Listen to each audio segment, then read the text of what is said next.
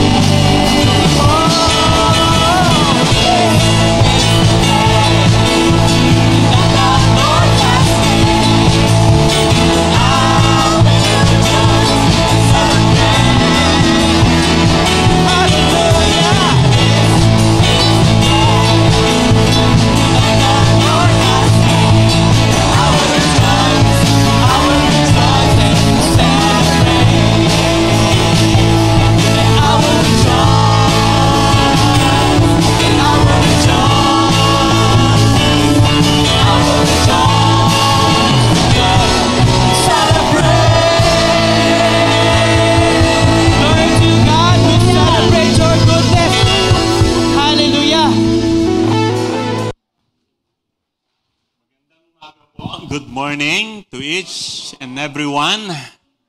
Yan, salamat sa Lord sa maayos po na lagay ng panahon natin ngayon. Di po ba? Matindi yung pinagdaanan natin tong nakaraan.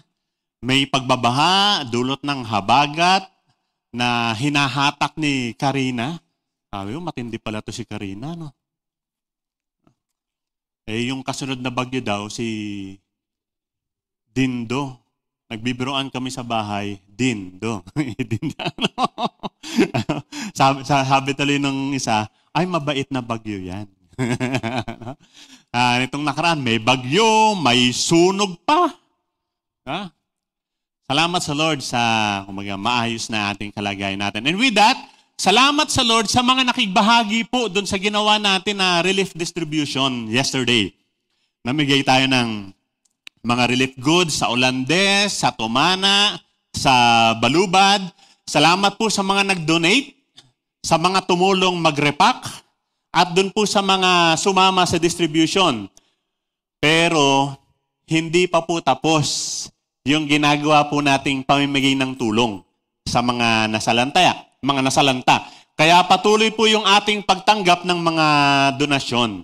Whether cash or in kind. Pag sinabing in kind, bigas, groceries, damit. Dalhin po ninyo dito sa church kahit mamaya after ng worship para mai-repack agad at ma-distribute po natin kaagad dahil immediate din yung pangangailangan.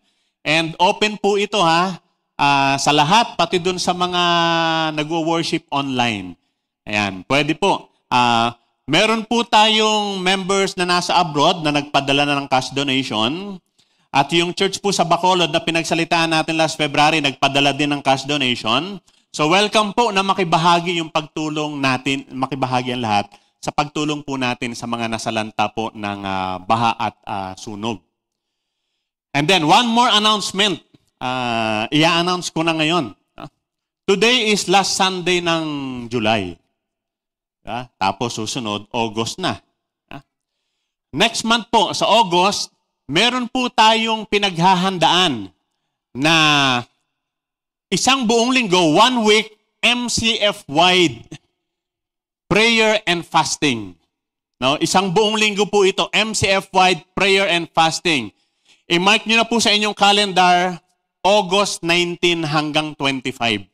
Buong linggo po yan. Isang buong linggo po ito, meron tayong gagawing fasting. Fasting. Hindi lang po pagkain, isasama po natin yung social media fasting. May mga tao po kasi kaya nilang hindi kumain, pero hindi nila kayang bitiwan yung cellphone or yung gadget nila. Kaya isasama po natin yan. 1 week po yan, August 19 to 25. Prayer and fasting. Ang highlights ng mga gagawin natin, meron tayong scheduled prayer and fasting with prayer guides. Meron pong kinoconsider tayo na pagpunta sa prayer mountain para sa prayer retreat. Most probably po ay August 21. Most probably dahil holiday po yan. We are considering na magkaroon ng nightly prayer meeting, yung buong linggo po na yan. Kinoconsider po natin yan. And ang culminating whole day activity pagdating ng August 25. Sunday po yan. Sunday, August 25. Kumbaga culminating whole day activity po yan. Huwag po kayong mag-alala kasi kinabukasan naman yung Monday holiday. Ipapaubaya po natin sa inyo yung holiday. Sa inyo po yan. Pero yung Sunday ay gagawin po natin yung maghapon na activity natin. Prayer and fasting. So this is MCF-wide. Buong MCF po ito. So ibig sabihin po nun, kung taga-MCF ka, kasali ka. Kung taga-MCF ka, kasali ka. Dito po sa MCF-wide, 1 week prayer and fasting. Dahil even yun pong mga outreaches po natin, kasama natin dito. No, hindi lang tayo. Pati yung mga outreaches natin sa mga probinsya, kasama po natin dito po sa 1 week prayer and fasting po na ito. We will finalize the details. So, ipa-finalize pa po kung yung detalye niyan, kung paano gagawin, ano yung content ng buong linggo na yan. Pag na-finalize na po yung details niyan, ipiprint out po natin to be distributed sa lahat. I-distribute sa lahat yung guide para dun sa buong week na yon yung ating gagawin. So mark your calendar, August 19 to 25, 1 week MCF-wide prayer and fasting. Iniisip pa po natin kung ipopost natin sa FB page ng MCF kasi meron tayong social media fasting din para hindi kayo baka magkaroon ng lusot. Titingnan ko yung guide sa sa MCF FB page. Iniisip pa natin, wag na lang kaya nating ilagay kasi ipiprint naman natin para talagang walang titingin doon. No? So paghandaan po natin, isang buong linggo po yan. Most probably by next Sunday, first week ng August, ay meron na tayong final details nung gagawin po natin na MCF-wide prayer and fasting. Ulitin ko po, MCF-wide dito, kung taga-MCF ka, kasali ka dito. Yan. Para po sa mensahe natin sa umagang ito, mahaba-haba na rin po yung every Sunday po nating pinag-uusapan yung kabanalan, yung holiness. Napapansin nyo ba? Laging kabanalan yung pinag-uusapan natin. O sige, i-review nga po natin. Ngayon pong 2024, nagsimula tayo, yung first quarter natin, January to March, ang series natin, next slide please. Kikindot ba ako? Okay, next slide. January to March, first quarter, meron tayong pinag-usapan, yung messages natin is about the second coming of the Lord Jesus Christ.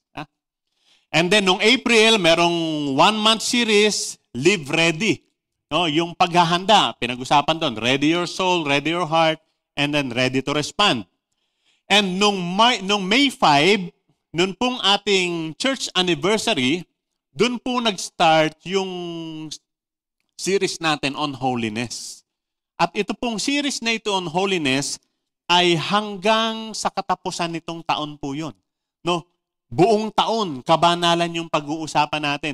So, ngayon, nagtatapos na tayo ng July. Ibig sabihin, mula nung May, June, July, 3 buwan na po na yung ating pangangaral ay tungkol po sa kabanalan.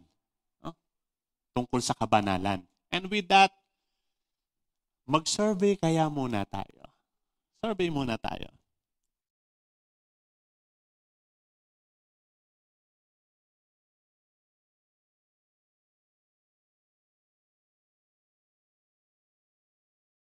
Babaguhin natin yung tanong.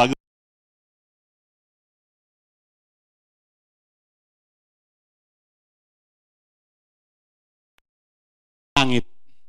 Taas kamay. Yung kung namatay sila kahapon, nasa langit na ngayon. Taas kamay. Hallelujah. Amen. Amen. Salamat sa Lord. So, alam natin kasi, ang sabi ng 1 John 5:13, sabi ni John, I write these things to you who believe in the name of the Son of God, so that you may know that you have eternal life. Sa Tagalog sabi niya, isinusulat ko ito sa inyo para malaman ninyo na kayong sumasampalataya sa anak ng Diyos ay may buhay na walang hanggan. Kumbaga itong sulat na to ni John, parang FYI ito. Baka hindi nyo alam. Kaya ipinapaalam ko sa inyo na kung kayo'y sumampalataya na sa anak ng Diyos, sa ating Panginoong Jesus, may buhay na walang hanggan na kayo. So, kanina, hindi lahat nagtaas ng kamay, kaya nililinaw po natin.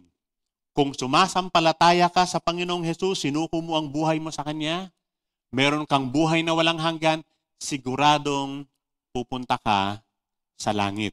Uulitin ko yung tanong. Sino yung nakakatiyak na napupunta sa langit? Taas ang kamay. Ayan, nadagdagan. Merong hindi nagtaas kanina na nagtaas na ng kamay ngayon. No? Kasi alam po nyo, nais po nating gusto nating burahin yung nakagisnan po natin na katuruan o paniniwala na walang makakatiyak. No? Walang pwedeng makatiyak kung pupunta ka sa langit. Dahil yung nakagisnan nating paniniwala, kinakailangan pa ngang ipagdasal pa natin yung patay, kailangan ipagtirik pa natin ang kandila para maliwanagan siya doon sa kanyang paglalakbay para makarating sa langit. Pero alam nyo, napansin ko nga, this is very ironic. Alam nyo bakit ironic? No, bakit kanyo? Yun pong November 1, alam nyo naman yung November 1 eh. Yung November 1, All Saints Day po yun. All Saints Day.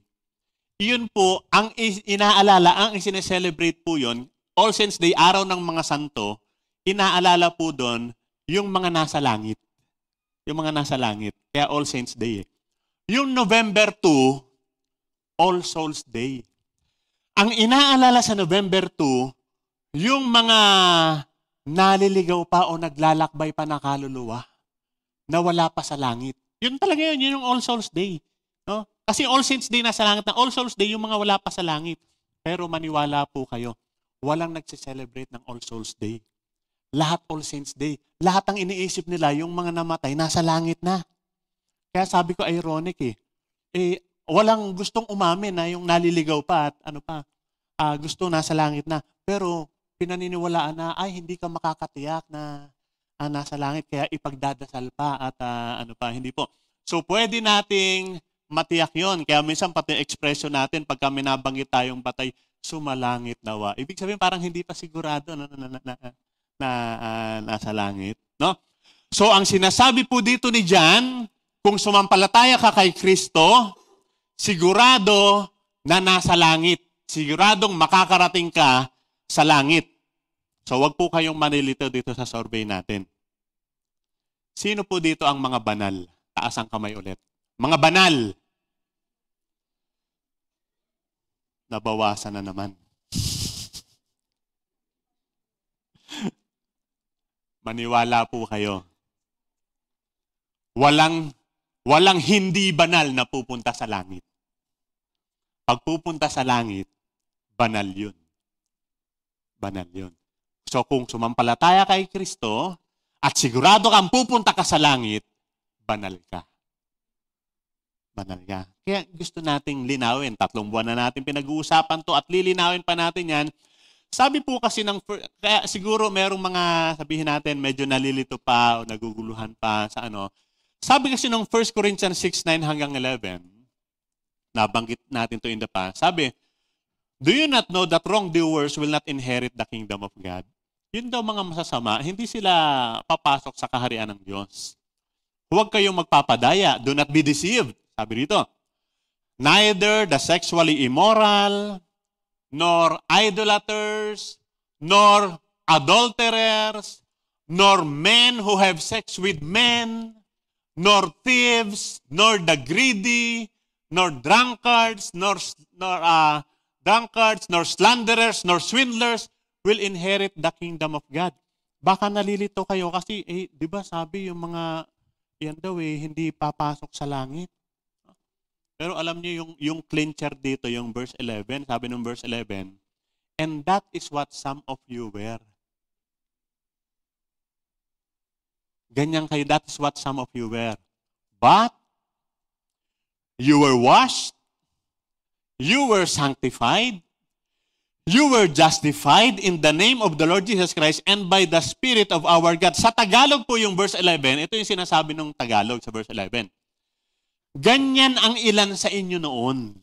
Ganyan kayo noon. Ano yung mga noon? Sabi, yung sexually immoral, sumasamba sa Diyos-Diyosan, nakikiapid, men who have sex with men, magnanakaw, mga greedy, mga manginginom, mga slanderer. Sabi, ganyan yung ilan sa inyo noon. Pero, datapwat, subalit, ngunit, pero, sabi doon, nilinis na ang inyong mga kasalanan at ginawa na kayong banal ng Diyos. Yun yung gusto kong maging malinaw at panghawakan natin. Dati, oo. Dati, noon yun. Sabi, ganyan kayo noon. Pero, nilinis na yung kasalanan natin. Nilinis na.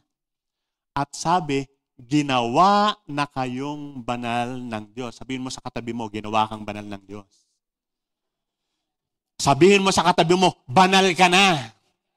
Ayan. Kaya kasi minsan, parang nahihiya tayo, parang parang nanliliit tayo o parang hindi natin matanggap na banal na ako. Pero yun yung sabi ng verse, ginawa na kayong banal ng Diyos. Banal ka na. Ha?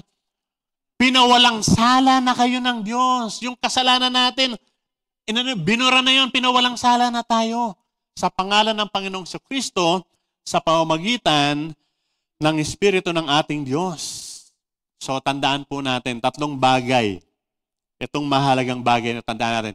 Ang sumasampalataya sa Panginoong Kristo, una, may buhay na walang hanggan. Tiyak na pupunta sa langit. Pangalawa, pinawalang sala na, justified na. Sa pangalan ng Panginoong Jesus, pinawalang sala na, pinatawad na.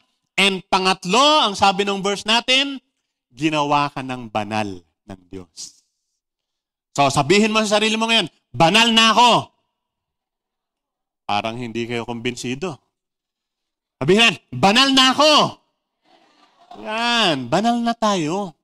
Ginawa tayong banal ng Diyos nung sumampalataya tayo sa ating Panginoong Jesus. Natatandaan, siguro iniisip ko, minsan kaya parang nahihiya tayong aminin, baka sabihin nung makakarinig sa atin, ang yayabang naman ng mga ito. Banal na daw sila. Baka yun yung, pero yun kasi yung totoo. No? Baka isipin nila, holier than thou. Hindi po. Kiniklaim lang natin kung ano yung totoo. Ginawa tayong banal ng Diyos nung sumampalataya tayo sa bugtong na anak ng Diyos, walang iba kundi ang ating Panginoong Jesus. So let's go now to our text this morning. Intro pa lang po yan. Yung text po natin ngayong umaga, ang atin pong pagbabasehan ng mensahe ngayon, 1 Corinthians 3:16-17 at although madalas NIV yung kinagamit po, ngayon mas gusto ko yung pagkakabanggit sa ESV. Sabi rito, do you not know that you are God's temple and that God's Spirit dwells in you? If anyone destroys God's temple, God will destroy him. For God's temple is holy and you are that temple. Hindi ba ninyo alam? Parang FYI na naman ito eh. So, dapat alam ninyo. Sabi niya, hindi nyo ba alam na kayo'y templo ng Diyos? At naninirahan sa inyo ang kanyang spirito. Paparusahan ng Diyos ang sino mang magwasak ng templo niya sapagkat banal ang templo ng Diyos at kayo ang templong yan. 3 bagay po yung makikita natin dito sa verses na ito at yun yung pag-uusapan natin ngayon. Una, you are God's temple. Ikaw ay templo ng Diyos. Pangalawa, God's Spirit dwells in you. Ang Espiritu ng Diyos ay nananahan sa iyo. And pangatlo, ang templo ng Diyos ay banal. Ang templo ng Diyos ay banal. So, tingnan nating mabuti. I-analyze nating mabuti. At gusto ko na, let that sink in. Yan yung mag-sink in. Itong mga bagay na ito. Ikaw, tayo, sabi, ikaw, you are God's temple. So, paano sinasabi mo sa sarili mo, ako ay templo ng Diyos? Ang Espiritu ng Diyos nasa akin. At ako na templo ng Diyos ay banal. Yan. Hayaan nyo mag-sink in yan. Sinasabi natin yan sa ating sarili. Ako ang templo ng Diyos, nananahan sa akin ang kanyang Espiritu, at ang templo niya na ako ay banal. Yan yung 3 points na pag-aaralan natin ngayon. Una, you are God's temple. Sabihin mo nga sa katabi mo, templo ka ng Diyos.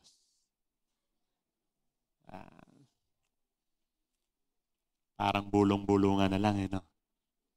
Templo ka ng Diyos.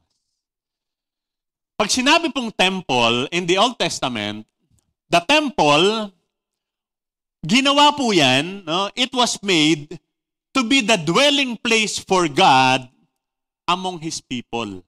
So kaya sila nagtayo ng templo para sabi, yung temple na yon, dun titira ang Diyos. Dwelling place ng Diyos, para ang Diyos ay nakatira doon, nananahan, kasama ng mga tao. Kasi ang mindset, di ba, ang Diyos nasa langit. Kaya ang iniisip ng iba, ang layo ng Diyos, ang layo. Nasa langit eh. No?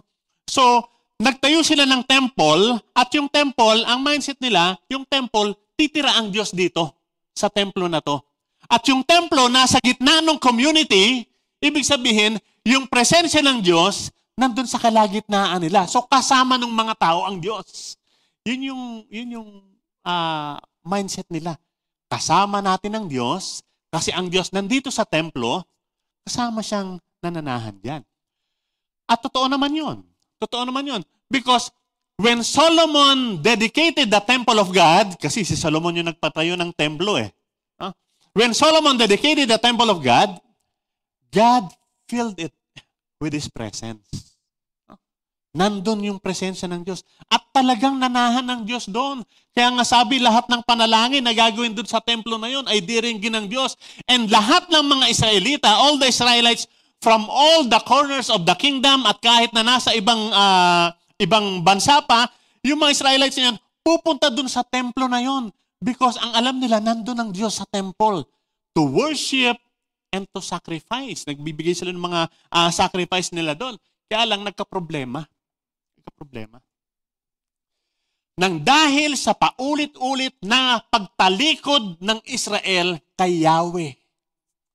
Paulit-ulit na tumatalikod ang Israel kay Yahweh.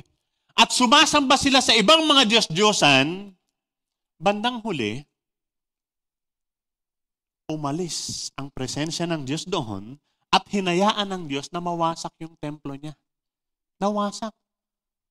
And then, nirebuild pa rin yun. Nawasak ulit yun. No? So, iniwanan ng Diyos. Bakit? Dahil sa paulit-ulit na pagtalikod ng Israel kay Yahweh. Kay Yahweh. At siguro dahil sa napapanahon, may lilinawin po tayo. Gusto kong linawin po ito para wag kayong malito. Si Yahweh ang Diyos ng Israel. Si Yahweh ang tumawag kay Abraham. And later on, nakilala siya, the God of Abraham, Isaac, and Jacob. Si Yahweh po yun. Si Yahweh ang nakatagpo ni Moises dun sa burning bush. Si Yahweh ang humirang kay David para maging hari ng Israel. Si Yahweh ang Diyos na ipinagtayo ni Solomon ng templo. Si Yahweh ang Diyos na nagsugo at nagbigay ng kapangyarihan sa mga propeta. Si Yahweh ang Diyos at Ama ng ating Panginoong Hesus. Siya ang Diyos ng kaliwanagan. Hindi po kadiliman. Huwag kayong maniniwala doon na si Yahweh ay kadiliman. At si Yahweh ang Diyos na nagmamay-ari sa atin ngayon bilang kanyang templo. Si Yahweh po yun. Huwag po kayong maniniwala dun sa ibang nangangaral tungkol kay Yahweh. Now, pansinin po natin. You are God's temple. Sabi, you are God's temple. Pansinin po natin yung pagkakasabi, yung God's temple, merong apostrophe S. Ayan, God's. God apostrophe S. Yeah? God's temple. At ang ibig sabihin po niyan, yung God's temple means, dahil dun sa apostrophe S, it is owned, pag-aari, it is owned, it is possessed by God. Ang Diyos ang may-ari. So, yung possession, yung sinisignify ng apostrophe S. No? Pag-aari ng Diyos at nakatalaga para sa Kanya. Nakatalaga para sa Kanya. At alam po ninyo, ang Biblia, meron pong maraming binabanggit ang Bible tungkol dyan. It is, tayo, you either belong to God, it is either pag-aari ka ng Diyos, or hindi. It's either you are to the kingdom of God, or to the kingdom of this world. Hindi pwedeng parehas. Hindi pwedeng dalawa yung magmay-ari sa'yo. Kailangan isa lang ang may-ari. Kailangan either pag-aari ka ng Diyos o pag-aari ka nitong sanlibutan na ito. Ang Panginoong Jesus, sinasabi niya, di ba? You cannot have two masters. Hindi pwede dalawang masters. Kailangan isa lang. Ano po ito eh? Pasensya na, wala akong maisip na ibang ilustrasyon eh. Parang katulad daw ito nung meron kang asawa at meron kang kabit. Nag-iisip ako ng, merong ibang, pero parang maganda yung ano nito eh, no? You cannot be faithful to both. Hindi pwedeng faithful ka dun sa dalawa. Hindi. Kailangan, meron kang isang bibitiwan. Kailangan isa lang. Either faithful ka dito, siyempre dapat dun sa asawa. Kesa dun sa isa, dun sa kabila. So, ganun po dito. Yung atin, yung tayo pagiging temple, no? It's either pag-aari ka ng Diyos o hindi ka Kanya. Kung pag-aari ka ng Diyos, Kanya ka, yun yung sinasabi natin. Sumampalataya ka sa Panginoong Jesus, sigurado kang pupunta ka sa langit, at ikaw ay banal because you are God's temple. So, yun yung possession, no? Yung possessive na, yung pinapakita diyan, pag-aari ka ng Diyos. No? Hanggang po nito. We are either possessed by sin or possessed by God. We either belong to God or we belong to sin. So, hindi pwedeng parehas, hindi pwedeng gitna. Kailangan, isa lang. Kung nasa Diyos ka, banal ka. Kung wala ka sa Diyos, hindi ka banal, nandun ka sa kasalanan. At pag nasa kasalanan ka, yun yung sa 1 Corinthians 6 kanina na hindi papasok sa kaharian ng Diyos. Now, we are the temple of God, pag-aari tayo ng Diyos. Kahit na tinawag tayo ng Diyos para maging liwanag niya, even though we are called to be God's light, yan, tinawag tayo ng Diyos para maging liwanag niya, dito sa mundong ito na nadidiliman dahil sa kasalanan. And to be His ambassador of love, there must still be separation. Meron pong paghihiwalay na nararapat. Meron paghihiwalay. Yung pong paghihiwalay, of course, it is not between us and God, hindi tayo hiwalay sa Diyos, but separation, yung paghihiwalay from the things of this world. Kasi di ba pag-aari ka ng Diyos? Hindi ka pag-aari ng kasalanan, hindi ka pag-aari ng salibutan. So, bagamat kailangan tayong magliwanag at maipahayag yung pagmamahal ng Diyos, kailangan klaro yung separation, klaro yung paghihiwalay. Dahil pag-aari ka ng Diyos, nakahiwalay ka dapat dito sa mundo na ito. Yun yung sinasabi ng 2 Corinthians chapter 6, mula verse 14 hanggang chapter 7, verse 1. Ano yung sabi doon? Do not be yoked together with unbelievers. For what do righteousness and wickedness have in common? Sabi, huwag kayong makipamatok sa mga hindi mananampalataya. Dahil ano yung common dun sa katwiran, righteousness, at dun sa kasamaan? Or what fellowship can light have with darkness? Diba? Pwede bang mag-fellowship yung light at yung darkness? Hindi pwede. Pagkang merong darkness, may kadiliman. Pag nagsindi ka ng ilaw, nawawala yung darkness. Hindi sila pwedeng magsama. Kaya hindi ko maintindihan yung nangangaral na si Yahweh daw ay darkness tapos si Jesus ay light. Hindi ko ma-reconcile yun kasi sabi, hindi pwedeng, anong fellowship ng light dun sa darkness? Hindi po pwede. What harmony is there between Christ and Belial? Yung Diyos-Diyosan. Or what does a believer have in common with an unbeliever? What agreement is there between the temple of God and idols? Paanong pwede mo magkaroon ng agreement yung temple of God? Sino nga yung temple of God? Tayo, di ba? Temple of God. So, ano yung pwedeng, anong pwedeng maging agreement between the temple of God and idols, mga Diyos-Diyosan? Di ba? Kung ikaw ay temple of God, dapat walang Diyos-Diyosan. So, walang agreement yun eh. Walang agreement yung temple of God, tapos Diyos-Diyosan. So, dahil ikaw ay temple of God, sumampalataya ka kay Kristo, yung lahat ng mga Diyos-Diyosan na dating kinikilala at hinahawak mo, kailangan bitiwan yan kasi walang agreement yan. Hindi po pwede na magsasama sila. What agreement is there between the temple of God and idols?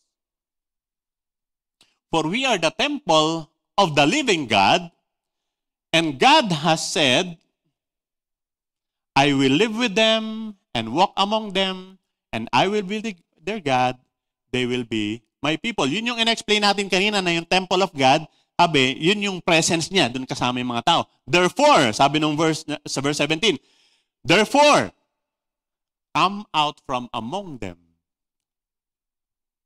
and be separate. Ano yung ibig sabihin yung come out from among them?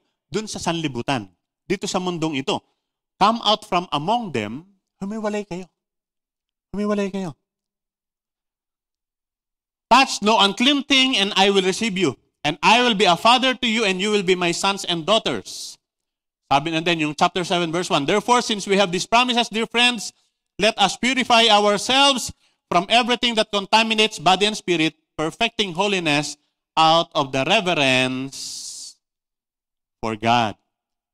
Kung ibabalik natin siya dun sa verse 14, kung balik natin sa verse 14, yung simula, sabi, do not be yoked together with unbelievers, for what do righteousness and wickedness have in common?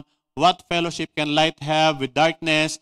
Alam po ninyo, madalas itong verse na to, ginagamit yan, madalas siyang kinokot patungkol sa relationship. Yung makikipagrelasyon, yung Christian at yung non-Christian, madalas ginagamit yung verse na yan. At tama naman po yung gamit na yon, nung verse na yon. But there is more than that. Hindi lang po yon. It calls for our separation, kasi nga, pag-aari tayo ng Diyos, it calls for separation, and it calls for being different. Kinakailangan tayong maging iba sa kanila. Baka sabihin nyo, Pastor, paano kami mag-evangelize kung hihiwalay kami sa kanila? Meron tayong play of words. Pwede ka namang makisama. Huwag kang makisama. Ang mahirap, kasakasama, pero imbis na maka-influence, siya yung nai-influensyahan. At madalas, dito tayo nagkukulang. Tayo as Christians and even tayo as a church, nami-misunderstood natin o hindi natin pinapansin yung call for separation na sinasabi dito sa verse na ito. Kasi nga, sabi ng Diyos, you are mine. You are God's temple. So, come out from among them and be separate. We are to be separated. We are to be dedicated to God. Surrender to Him wholly, buong-buo na nakasuko sa Kanya, so that we can be holy. Para tayo'y maging banal. So we must separate ourselves mula dun sa mga philosophy, sa mga kaisipan, sa mga kagustuhan ng mundong ito. Kaya ang sabi ni Paul sa Romans 12:2, do not conform any longer to the patterns of this world. Diba? Huwag na kayong umayon sa takbo ng mundong ito. Yun yung separation na sinasabi. Huwag nang umayon sa takbo ng mundong ito. Sabi niya, mag-iba na kayo at magbago ng pag-iisip. Kailangan mabago yung inyong kaisipan. We must think differently from this world. We must act differently from this world. Why? Because we are God's temple. And we are owned by God. Ang Diyos yung may-ari sa atin.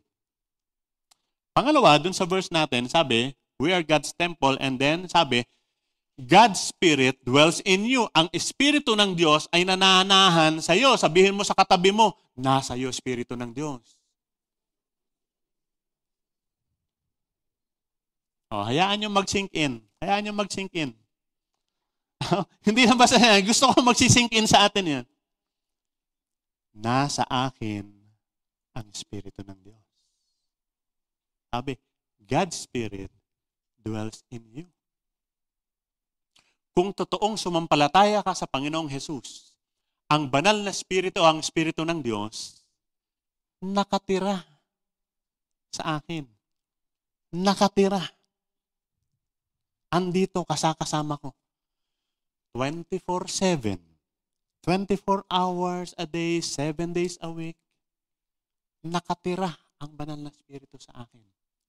Therefore, kung nakatira ang banal na Espiritu sa akin, lahat ng iniisip ko, lahat ng ginagawa ko, lahat ng laman ng puso ko, kahit na ang alam ko walang ibang nakakakita sa akin, kahit na wala akong ibang pinagsasabihan, nakatira ang banal na Espiritu sa akin.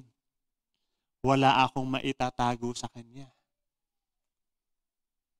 Nakatira ang banal na Espiritu sa akin. At meron siyang activity, meron siyang ginagawa sa akin. Hindi lang siya basta nakatira. Meron siyang ginagawa sa akin. Meron siyang ginagawa.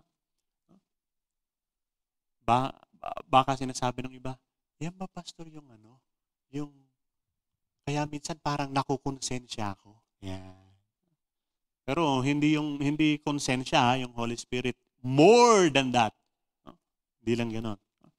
Meron siyang ginagawa. Sabi nung verse na binasa natin kanina in 1 Corinthians 6:11, sabi, and that is what some of you were, but you were washed, you were sanctified in the name of the Lord Jesus Christ and by the Spirit of our God. Ay, pinawalang sala na kayo sa pangalan ng Panginoong Hesukristo at sa pamamagitan ng Espiritu ng ating Diyos. Papaano tayo na sanctify? Papaano tayo na justify? Sa pangalan ng Panginoong Hesukristo at sa pamamagitan ng Espiritu Santo. And then sabi ng Ephesians 1:13-14, sabi ng Ephesians 1:13-14, sabi, and you were also, next slide, and next slide pa, verse 13-14, ayan, and you were also included in Christ when you heard the message of truth, the gospel of your salvation. When you believe, nung kayo'y sumampalataya, you were marked in Him with a seal. Tinatakan kayo. Meron kayong tatak. Pakinisip, nasan yung tatak ko? Andito ba? Saan yung tatak ko? No? You were marked in Him with a seal. Ano yung mark? Ano yung tatak? The promised Holy Spirit. The promised Holy Spirit. Who is a deposit guaranteeing our inheritance until the redemption of those who are God's possession to the praise of His glory. Sabi sa pamamagitan ni Kristo, kayo na nakarinig ng salita ng katotohanan, ng magandang balita na nagdudulot ng kaligtasan at sumampalataya sa Kanya, kayo'y pinagkalooban ng ipinangakong Espiritu Santo bilang tatak ng pagkahirang sa inyo. At yung Espiritu na ito, na tatak natin, sabi, yan yung katibayan na makakamit natin ng lubos ang lahat ng pangako ng Diyos. Ang nagbibigay ng kasiguraduhan na kahit nandito pa lamang tayo sa lupa at nagbibigay sa atin ng katiyakan, ng guarantee na kung dumating tayo sa katapusan ng buhay natin dito sa lupang ito, ay siguradong pupunta tayo sa langit, ay ang banal na Espiritu. Sabi, that is the deposit guaranteeing, di ba? Nagga-guarantee na yung inheritance natin, yung kaharian ng Diyos, ay makakamit natin. Yan yung tatak. Kaya siguradong makakaligtas tayo. Nasa yung banal na Espiritu, yan yung tatak ng pangako sa iyo.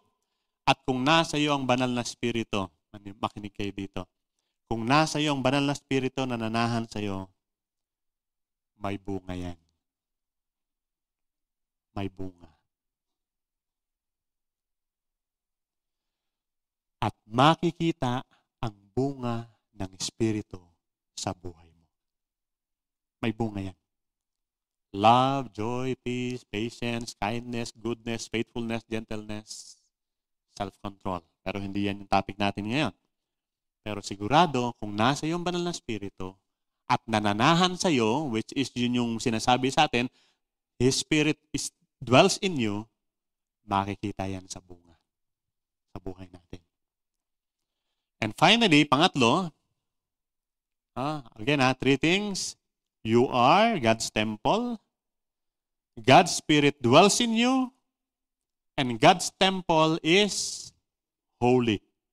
Sabi nung verse 17, sa last part, for God's temple is holy, And you are that temple.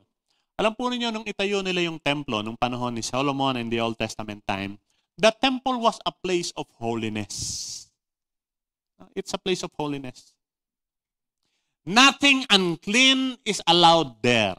Bawal ang marumi na pumasok sa temple. Yung mga sacrifices nila, yung mga i-offer nila, kinakailangan walang kapintasan. Spotless. Flawless. Ini-inspect pa yan. Kung kayo ay maghahandog ng tupa o kambing, tinitingnan pa yan. Hindi ba bulag, hindi ba pilay, okay ba yung ini-inspect pa yan. Kailangan spotless, walang kapintasan. Everything was to be done with reverence and fear. Lahat gagawin dapat na merong buong paggalang. Meron pa silang mga ritual cleansings bago pumasok dun sa loob ng sa loob ng temple. Ritual cleansings were done to ensure that the worshiper will be ceremonially clean to meet with God.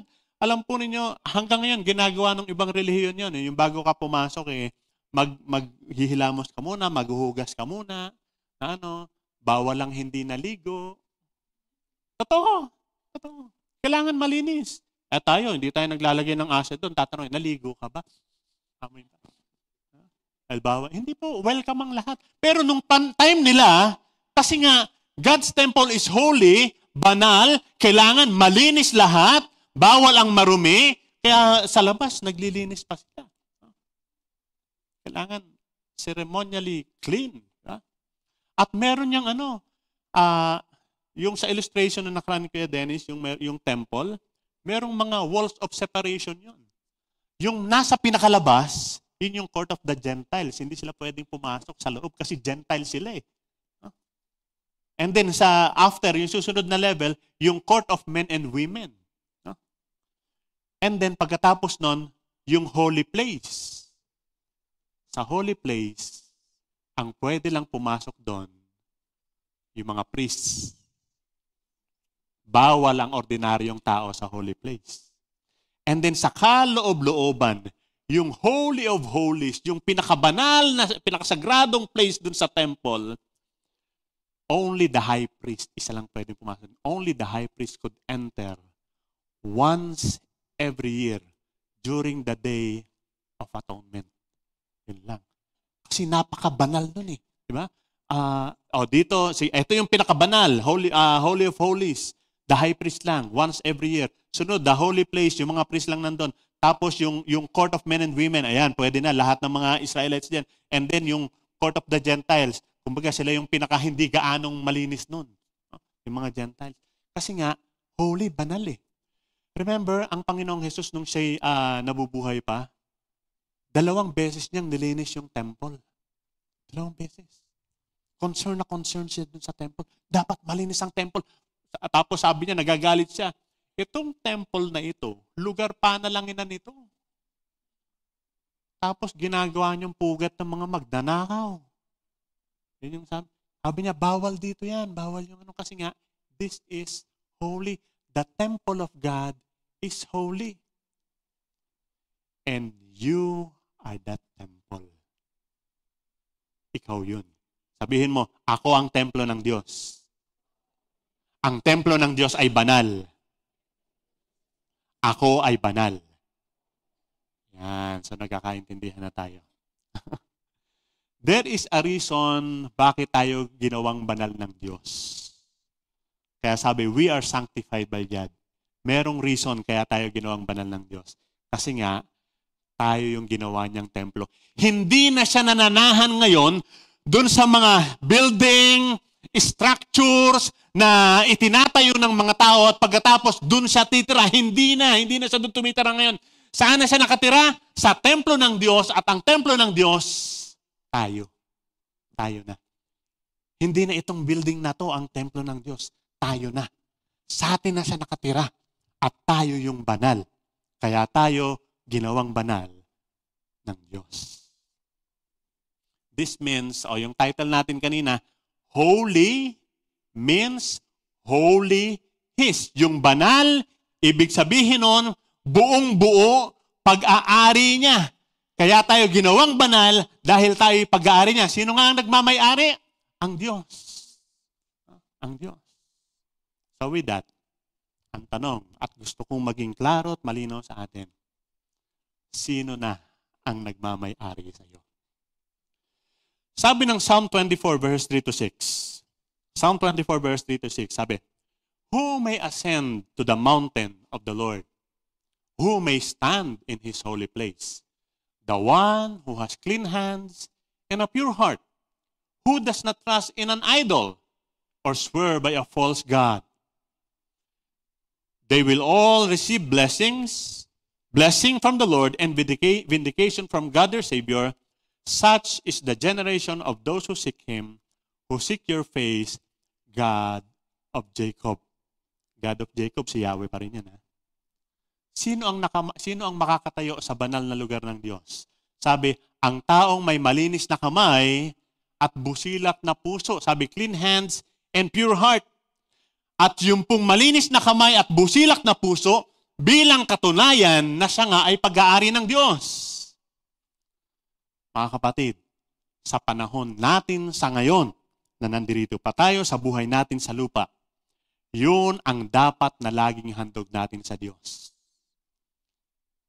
Malinis na kamay, busilak na puso. Clean hands, pure heart. Clean hands, pure heart. So in closing, I want us to sing this song written by Don Moen. Ang title ng kanta, Two Hands, One Heart. Dahil tayo'y buong-buo na pag-aari ng Diyos, iaalay natin sa Kanya yung ating mga kamay, yung ating puso, ibig sa atin yung buong buhay natin. Pag-aari niya at para sa Kanya. Pag-aari niya para sa Kanya. Tayo, templo ng Diyos, pag-aari niya tayo, para sa Kanya tayo. Sa atin nananahan ng Kanyang Espiritu at tayo'y banal. Yung ating kamay, yung ating puso, yung ating buhay, pag-aari niya at para sa Kanya. Sa pag-awit natin ng kantang ito, we will sing this from our hearts. From our hearts. At ibig sabihin nun, if we will sing it from our hearts, sana ito yung desire ng puso natin talaga. Lord, I will offer you 2 hands, 1 heart, my whole life. Pag-aari mo. Sa'yo ako. Sa'yo ako.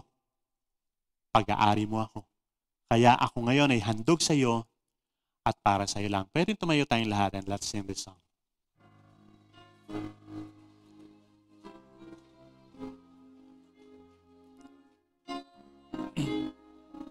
Two hands, one heart, one life to offer you. Two hands, one heart, that's what I give to you. Tanggapin mo aming Diyos, ang aming handog sa iyo. Ang aming kamay, ang aming puso, ang aming buong buhay. Ariin ninyo, Panginoon, dahil kayong may-ari sa amin. Kami inyo at para sa inyo lang. Ang kamay, ang puso, buong buhay namin para sa inyo lang. Binanal ninyo para sa inyong kaluwalhatian. Tanggapin niyo ito, Panginoon, bilang handog namin sa inyo, sa pangalan ni Jesus. Amen.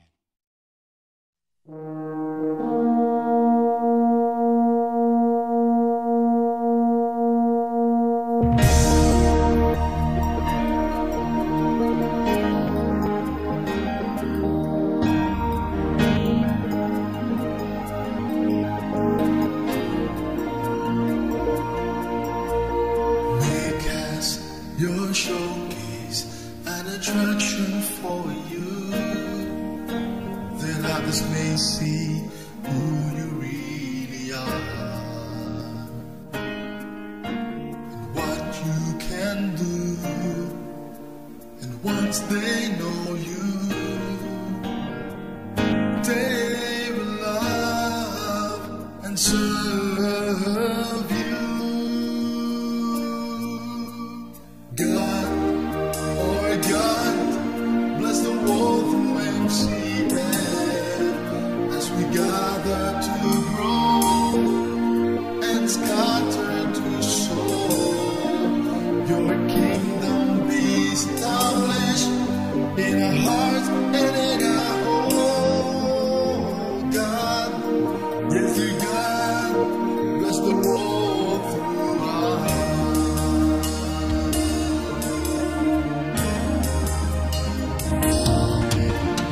Let our hearts be your service arm. Now disciples, later disciples. Believing in abundant blessing. Commending when it's full of hope, of love and of faith. God, oh God, bless the world through MCM as we gather to grow and scatter to sow. Your kingdom be established in our heart and in our home. God, yes, dear God, bless the world through us. We wanna be a sharing partner. Going places, meeting people, showing them your life and salvation, telling them in Christ. We celebrate life. God, oh God, bless the world through MCM as we gather to grow and scatter to sow. Your kingdom be established in our heart and in our home. God, yes, dear God.